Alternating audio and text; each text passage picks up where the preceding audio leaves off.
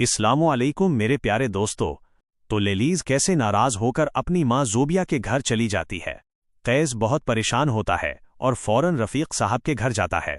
वहां सामने हमीद और निगहत अपने बच्चों के साथ आए होते हैं।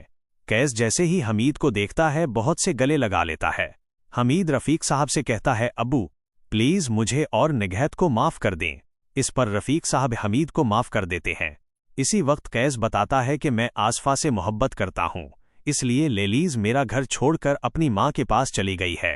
तभी कैस के पास ज़ोबिया की कॉल आती है और वो कहती हैं कि लेलीज को चक्कर आ गया है और वो सीढ़ियों से गिर गई है। कैस तुम जल्दी से हमारे घर आ जाओ। ये सुनते ही कैस की आंखों से आंसू निकल आते हैं। रफीक साहब पूछते हैं कि क्या हुआ, तो कैस बताता है कि लेलीज सीढ़ियों से गिर गई है। कैस फौरन कार में बैठकर ज़ोबिया के घर पहुंचता है। लेलीज की हालत बहुत खराब होती है तो वो फौरन लेलीज और ज़ोबिया को कार में बैठाकर अस्पताल ले जाता है। डॉक्टर लेलीज को फौरन इमरजेंसी में ले जाते हैं। ज़ोबिया कैस से कहती है, दुआ करो कि लेलीज और इसका होने वाला बच्चा खतरे से बाहर हों। इसी समय आसफा अस्पताल पहुंचती है और कैस से कहती है, मेरी वजह से तुम्हारे और लेलीज के बीच झगड़ा हुआ, मैं बहुत शर्मिंदा हूं और लेलीज से माफी मांगने आई हूं। फिर डॉक्टर बाहर आकर बताता है कि लेलीज और इसके बच्चे की हालत बहुत गंभीर है और फौरन खून की जरूरत है। कैस अपना ब्लड ग्रुप चेक करवाता है और इसका ग्रुप लेलीज से मैच हो जाता है। वो लेलीज को खून देता है। इसी समय रफीक साहब की कॉल आती है। कैस मजीद अपनी फैमिली के साथ वापस घर आ गया है। कुछ देर बाद डॉक्टर फिर से आता है और कहता है, हम लेलीज के बच्चे को नहीं बचा सके, लेकिन लेलीज अब ठीक है और उसे होश आ गया है। ये सुनकर कैस बहुत दुखी हो जाता है। ज़ोबिया कैस को लेलीज के कमरे में ले जाती है जहां लेलीज रोने लगी है। कैस उसे चुप कराता है। तभी पीछे से आसफा आती है और लेलीज से कहती है, मेरे और कैस के बीच सिर्फ दोस्ती के अलावा कुछ नहीं है। इस पर लेलीज कैस से कहती है, कृपया मुझे माफ कर दो, मैंने तुम पर शक किया। इसी समय डॉक्टर कहता है कि अब कैस लेलीज को घर ले जा सकता है।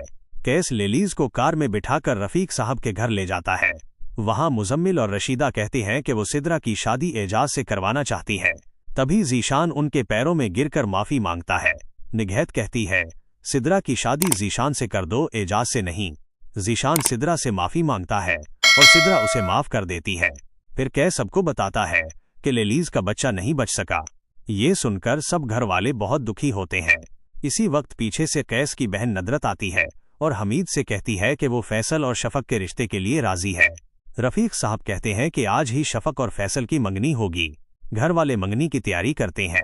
स्टेज पर फैसल शफक को अंगूठी पहनाता है और शफक खुशी खुशी अंगूठी पहन लेती है।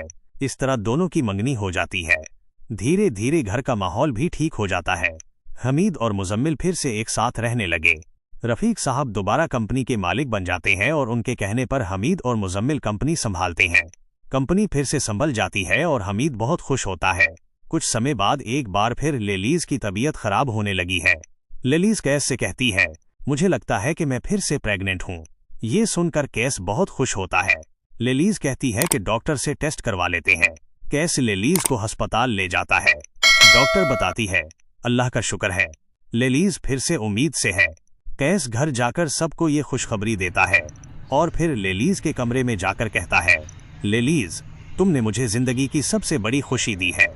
लेलीज मुस्कुराकर कहती है, कैस ये सब हमारी मोहब्बत के कारण मुमकिन हुआ है और अगर आप जानना चाहते हैं कि लेलीज और कैस का बच्चा पैदा होगा या नहीं तो हमारे चैनल को लाइक, सब्सक्राइब और शेयर जरूर करें। शुक्रिया।